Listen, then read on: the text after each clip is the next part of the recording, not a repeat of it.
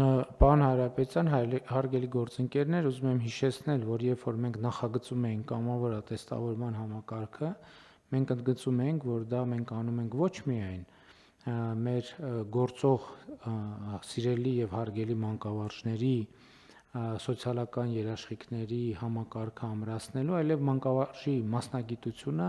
առավել գրավիչ դարձնելու համար, որպեսզի մեր իրականությունից այն նախադասությունը, որը հիմա կասեմ, ունենա հստակ պատասխան։ Այս նախադասությունը հետևյալն է, ես որոշել եմ ուսուցիչ դառնալ, բա հիմա ո՞նց եմ ապրելու։ Մեր պատասխանն է, որ լավ եք ապրելու։ Այսինքն, եթե մարդը որոշել է լինել ուսուցիչ եւ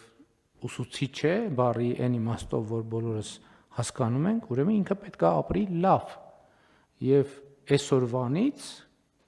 այդ հնարավորությունը ստեղծված է եւ մենք համոզված ենք, որ ուսուցիչները այդ հնարավորությունից կօգտվեն։ Հարգելի գործընկերներ, 16-րդ հարցը պիտի քվեարկենք դեռ, չէ՞, ճիշտ հասկացա։ 16-րդ հարցը դրվում է քվեարկության, ովքեր են դեմ որոշման ընդունմանը, դեմ չկա, որոշումն ընդունված է, մեր նիստի օրակարգը սպառված է, նիստը ավարտված, շնորհակալ եմ։